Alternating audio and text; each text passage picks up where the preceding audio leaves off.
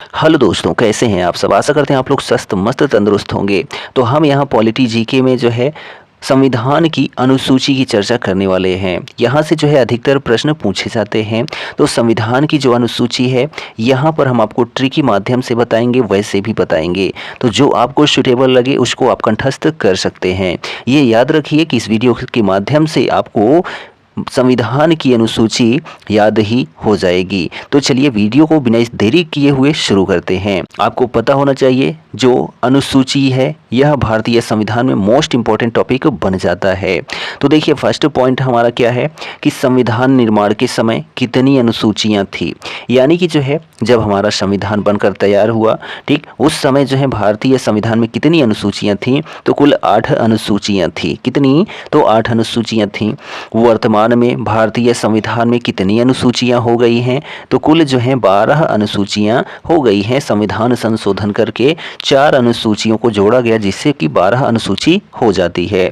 प्रथम अनुसूची में जो है किसका उल्लेख किया गया है, तो प्रथम अनुसूची में जो है भारतीय संघ के घटक राज्यों और जो है संघ शासित प्रदेशों को जो है वर्णित किया गया है। किसमें? तो प्रथम अनुसूची में। ठीक है, तो वो जो राज्य हैं वह भारत में कुल कितने हैं वर्तमान में, तो 28 राज्य हो गए हैं। ठीक है, और केंद्र शासित प्रदेश जो हैं कितने हैं, तो 8 केंद्र शासित प्रदेश हो गए हैं। तो टोटल जो है 36 राज्य बन जाते हैं। तो यह 36 राज्य का जो वर्णन है ना प्रथम अनुसूची में दिया गया है। ठीक है, और इसी के अंतर्गत संविधान का जो 69वां संविधान संशोधन था, कौन सा? 69वां संविधान संशोधन जो हुआ, इसी के माध्यम से दिल्ली को राष्ट्रीय राजधानी क्षेत्र का दर्जा प्रदान किया गया।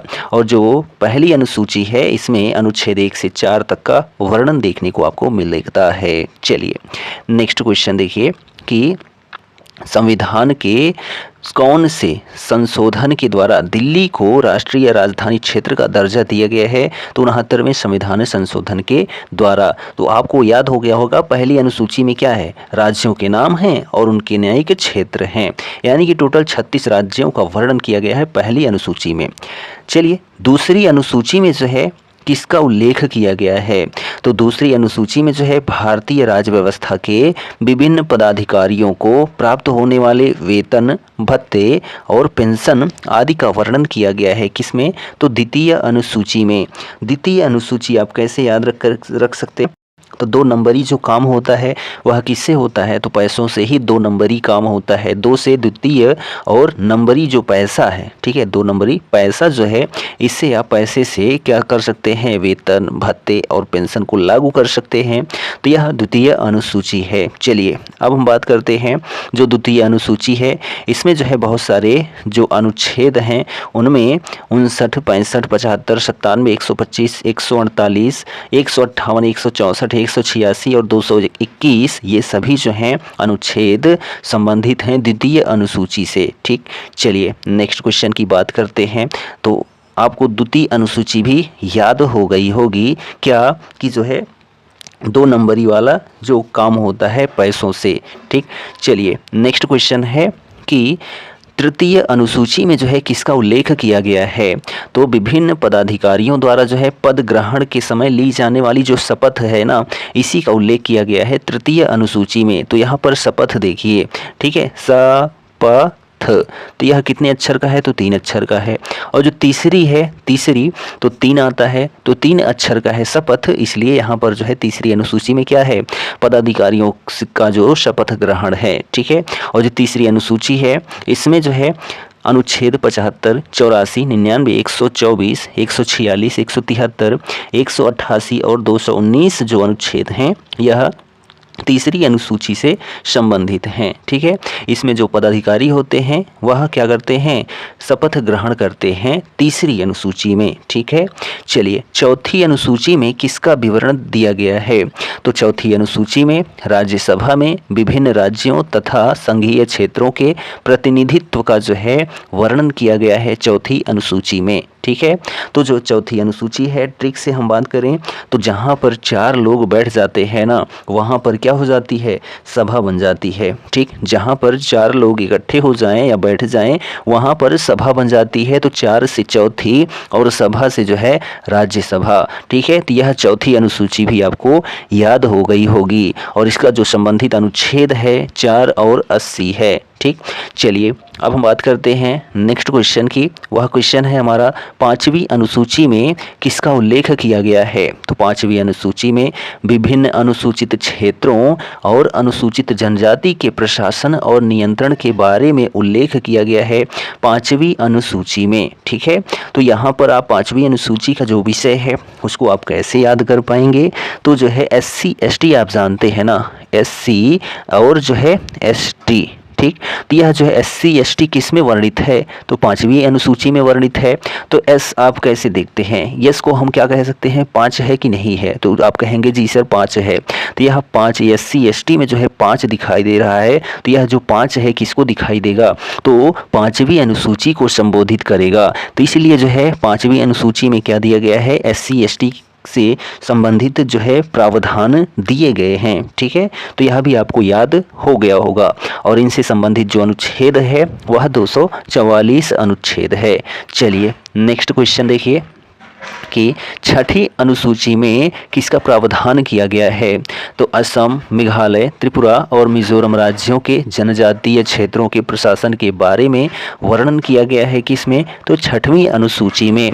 तो 6वीं अनुसूची से जो संबंधित अनुच्छेद है 244 और 275 है। अब यहाँ पर 6वीं अनुसूची का जो प्रावधान है इसको हम कैसे याद कर पाएंगे, तो कोई दिक्कत नहीं, अच्छा मित्र मेघ। ठीक है, क्या अच्छा मित्र, ठीक है, मित्र मेघ, बस हो गया, अच्छा मित्र मेघ। यह 6वीं अनुसूची से संबंधित है। तो अच्छा, तो आज से जो है आपका क्या हो जाएगा, अशाम हो जाएगा। छा से जो है 6वीं यानी कि 6ठी अनुसूची, और मी से जो है आपका मिजोरम हो जाएगा, त्रिस्त्रा से जो है त्रिपुरा हो जाएगा, और मेघ से मेघालय हो जाएगा। तो अच्छा मित्र मेघ यह जो है क्या है, 6वीं अनुसूची से संबंधित आपका बिंदु है। अच्छा मित्र मेघ, असम, छा से 6वीं, मी से मिजोरम, त्रा से त्रिपुरा और मेघ से मेघालय हो जाएगी। अब हम बात करते हैं यहाँ पर नेक्स्ट जो है क्वेश्चन क्या है कि 7वीं अनुसूची में किसका उल्लेख किया गया है। तो 7वीं अनुसूची में केंद्र एवं राज्यों के बीच में शक्तियों के बंटवारे के बारे में उल्लेख किया गया है किसमें, तो 7वीं अनुसूची में। और 7वीं अनुसूची से संबंधित जो अनुच्छेद है, अनुच्छेद 246 है। कौन सा अनुच्छेद, 246 है। हम इसको कैसे याद रख सकते हैं, तो 7 सूची कितनी, तो 7 सूची, बस आपको याद हो गया 7वीं अनुसूची। तो 7 सूची, 7 से जो है 7वीं हो गया और सूची से जो है अनुसूची हो गया। तो जो अनुसूचियां हैं, सूचियां हैं, वह किस में वर्णित हैं, तो 7वीं अनुसूची में वर्णित हैं। ठीक है, जिनमें संघ सूची, राज्य सूची और समवर्ती सूची है ना, वह किस में है, तो 7वीं अनुसूची में ही तो हैं। तो इसीलिए जो है आप 7वीं अनुसूची को भी याद कर पाए। ठीक, अब यहाँ पर हम थोड़ी चर्चा करते हैं कि 7वीं अनुसूची में जो संघ है, राज्य है, केंद्र है, इनमें जो विषय है ना वह कितने कितने हैं। तो चलिए आगे हम बात कर लेते हैं। तो इसके अंतर्गत जो है यानी कि 7वीं अनुसूची के अंतर्गत कितनी सूचियां आती हैं, तो 3 सूचियां आती हैं। वह कौन कौन सी हैं, तो संघ सूची, राज्य सूची और समवर्ती सूची। ठीक है, और यह जो संघ सूची है ना, इसमें कितने विषय हैं वर्तमान में, तो 97 विषय थे, अब कितने हो गए हैं, तो 100 विषय हो गए हैं। ठीक है, कितने, तो 100 विषय हो गए हैं। राज्य सूची में जो है पहले कितने थे, तो 66 थे, अब कितने हो गए हैं, तो 61 विषय हो गए हैं। ठीक, और जो है समवर्ती सूची में कितने विषय थे, तो 47 विषय थे, अब कितने हो गए हैं, तो 52 विषय हो गए हैं समवर्ती सूची में। चलिए अब यहाँ पर जो है हम अगर अनुच्छेद की बात करते हैं तो वही है 246 अनुच्छेद। संघ सूची में जो है किसका उल्लेख है, तो इस सूची में जो है दिए गए विषय पर केंद्र सरकार जो है कानून बनाती है किसमें, तो संघ सूची में। संविधान के लागू होने के समय इसमें कितने विषय थे, तो 97 विषय थे, और वर्तमान में कितने हैं, तो 100 विषय हो गए हैं। ठीक, वर्तमान समय में इसमें कितने विषय हैं? तो 100 विषय हैं संघ सूची में। राज्य सूची में किसका उल्लेख किया गया है? तो राज्य सूची में जो है दिए गए जो विषय होते हैं उन पर राज्य सरकार कानून बना सकती है, यही उल्लेख किया गया है। ठीक है, संविधान के लागू होने के समय जो है इसके अंतर्गत कितने विषय थे? तो कुल जो है 66 विषय थे और वर्तमान में जो है जो विषयों की संख्या है राज्य सूची में वह 61 विषय हो गए हैं। वर्तमान समय में इसमें कितने विषय हैं? तो 61 विषय हैं। ठीक, चलिए आगे बढ़ते हैं। तो समवर्ती सूची में जो है किसका उल्लेख किया गया है? तो समवर्ती सूची में जो है केंद्र और राज्य दोनों सरकारें जो है कानून बना सकती हैं। किसमें? तो समवर्ती सूची में। संविधान के लागू होने के समय समवर्ती सूची में कितने विषय थे? तो 47 विषय थे और वर्तमान में जो है इसमें कितने विषय हो गए हैं?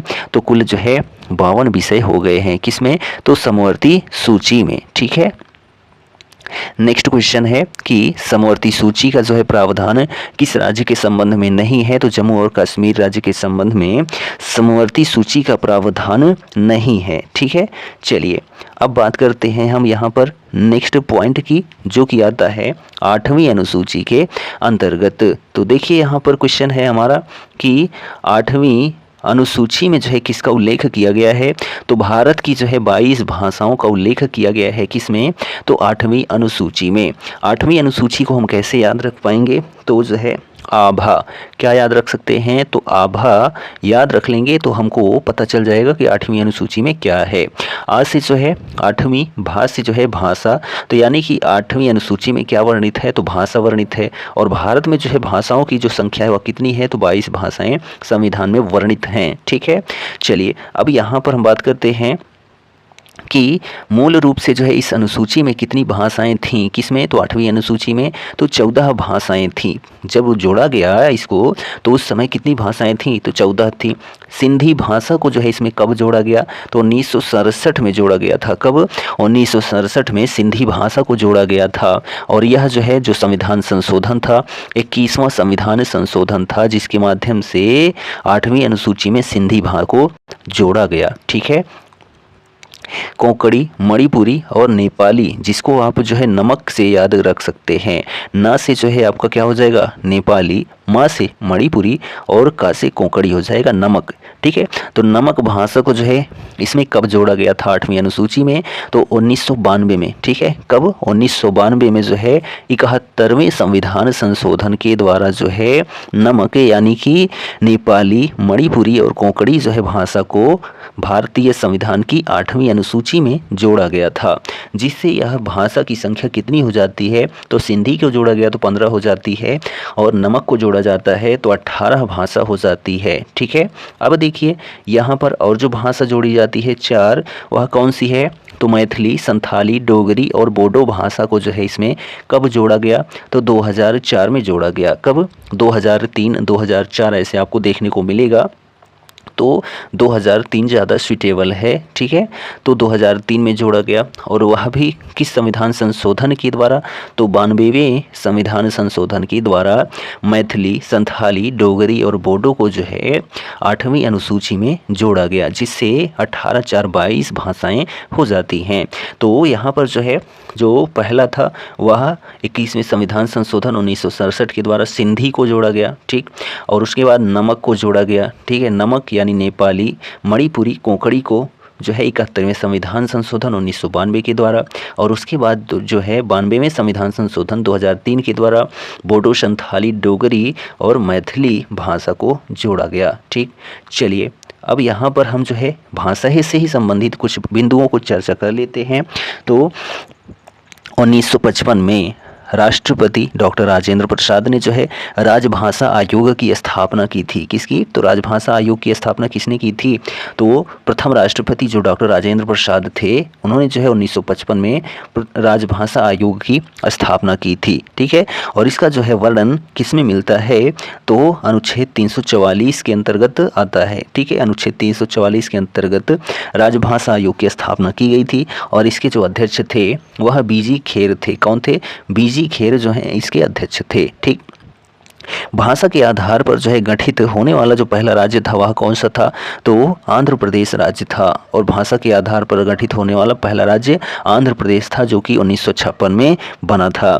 संघ की जो भाषा है हिंदी तथा लिपि देवनागरी होगी। यह जो है संविधान के किस अनुच्छेद में वर्णित है, तो अनुच्छेद 343 में वर्णित है। ठीक, जम्मू और कश्मीर ने जो है उर्दू को प्रथम राजभाषा का दर्जा दिया, यानी प्रथम राज्य ऐसा कौन सा है जो उर्दू को राजभाषा का दर्जा दिया, तो वह जम्मू कश्मीर राज्य है। ठीक, उत्तराखंड ने जो है संस्कृत को द्वितीय राजभाषा के रूप में स्वीकार किया। किसने, तो उत्तराखंड ने। ठीक है, संस्कृत जो है द्वितीय राजभाषा होगी ऐसा उत्तराखंड ने कहा।